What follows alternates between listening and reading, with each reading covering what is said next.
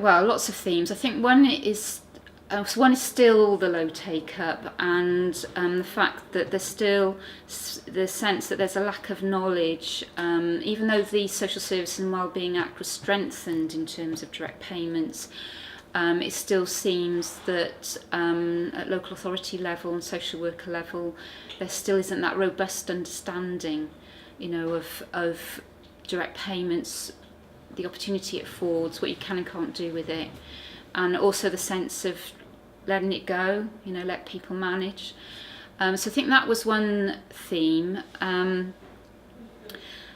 Another theme was around, the creative uses to which you can use direct payments. So I think the traditional model is you use your direct payment to employ a PA, and that's great for some people, but for others, that's not where they're at, and that wouldn't necessarily meet their needs.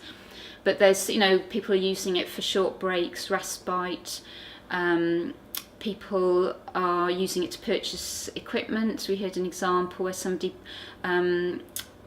purchased the Hive system to control their heating from their mobile phone, which had been a big issue, taken up a lot of resource, making sure that person lived in a home that was warm enough or not too warm.